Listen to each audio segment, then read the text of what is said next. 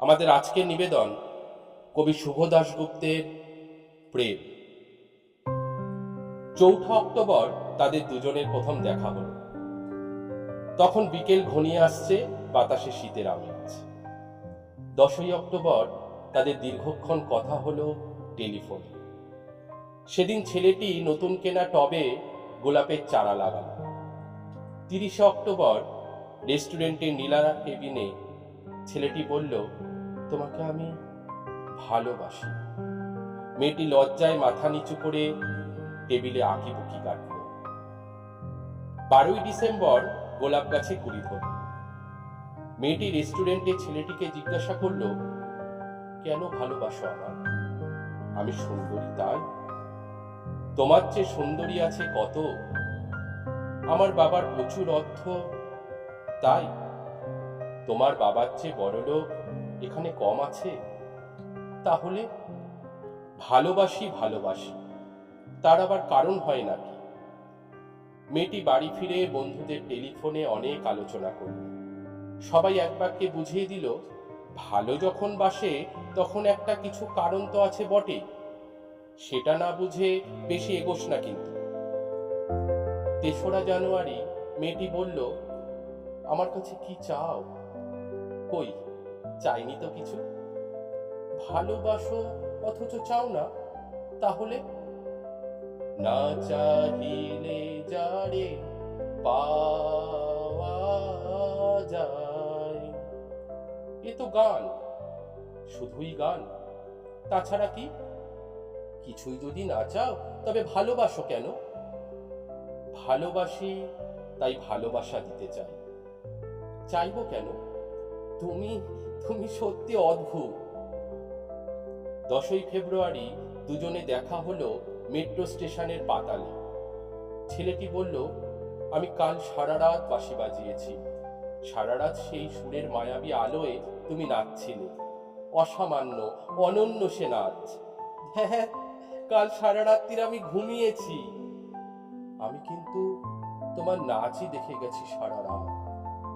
তোমার বাঁশি তাহলে তো একদিন শুনতেই হবে।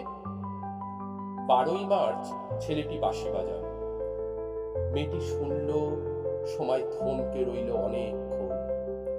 বাঁশি যখন থামলো, মেয়েটি দু চোখ ভরা জলে বলল, বাঁশি শুনতে শুনতে আমার ঘুম এলো আবেশে। আমি দেখলাম আমি নাচছি। মেঘেদের মাঝখানে তারাদের পাশে আমি নাচছি। আকাশে ফুলের গন্ধে ডাক্তার আমায় বাঁশি বাজাতে নিষেধ করেছে। সে কি? কেন? বাঁশি আমায় টেনে নিয়ে যায় স্বপ্নের মধ্যে। ডাক্তার বলেছে, স্বপ্ন দেখে আমার মস্তিষ্কে শিরা উপশিরায় জট পাকিয়ে যাচ্ছে। তাহলে ভাবছি। ১৬ই এপ্রিল মেয়েটি বলল, আমার বন্ধুরা বলেছে তুমি তুমি খুব ভালো, অসাধারণ, কিন্তু তুমি সৃষ্টি ছাড়া। তোমার স্বপ্ন সব অর্থহীন। আমি জানি। স্বপ্ন টপ্ন ছেড়ে দিতে পারো না তুমি? না। তাহলে তাহলে তুমি তো আমাকে হারাবে। তোমাকে পাইনি তো কখনো। ৫ই মে ছেলেটির মস্তিষ্কের অপারেশন হলো।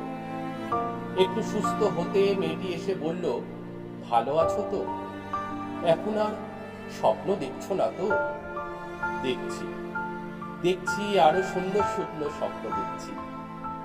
তাহলে তো দেখছি অপারেশনটা আদৌ সফল হয়নি। বাড়ি ফিরে বন্ধুদের ফোন করলো মেয়েটি। বন্ধুরা এক বাক্যে বলল, বাঁশি বাজানো, স্বপ্ন দেখা, এসবই ব্যাড ডেবিট, সৃষ্টি ছাড়া। তুই আর লোক পেলি না। তুই এত রূপসী, তোর এত উজ্জ্বল ভবিষ্যৎ। ভালো যদি চাস তাহলে শিগগিরই বিয়ে করে ফেল তোর দাদার সেই বন্ধুকে। উনি তো শুনলাম কানাডাতেই সিল্ড হয়েছে। ৭ই জুলাই মেয়েটি আবার জিজ্ঞাসা করল, তুমি সত্যি কি চাও বলো তো? তুমি আরো সার্থক, আরো সুন্দর হয়ে ওঠো, ব্যাস, আর কিচ্ছু না। আর চাই স্বপ্ন দেখতে। ও, তাহলে স্বপ্ন তুমি ছাড়া পারবে না? না, তাহলে তাহলে থাকো তুমি স্বপ্ন নিয়ে। 12ই আগস্ট গোলাপ গাছে ফুল ফুটলো অনেক। সেদিন দুপুরে ছেলেটির মস্তিষ্কে আবার অপারেশন হলো। 13ই সেপ্টেম্বর ছেলেটি মারা গেল।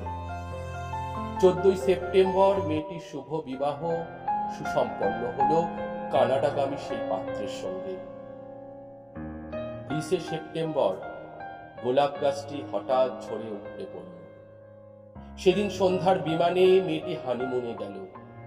যাবার আগে বন্ধুদের বলে গেল, স্বপ্নের চেয়ে বাস্তব অনেক ভালো রে, অনেক মধুর। স্বপ্ন দেখে কেবল বোকারা। 4 অক্টোবর ছেলেটির মা ঝরে পড়া গোলাপ গাছটিকে সযত্নে তুলে ফেলে দিলেন। শূন্য টবে তখন কয়েকটা পোকা, কয়েকটা মাছি। আমরা কেউ জানি না ওগুলো পোকা, মাছি নাকি ছেলেটির স্বপ্ন। আমরা জানি না, আমরা কেউই জানি না। নমস্কার। নির্ঝরের পক্ষ থেকে আমাদের এই নিবেদন কেমন লাগলো অবশ্যই জানাবেন। ধন্যবাদ।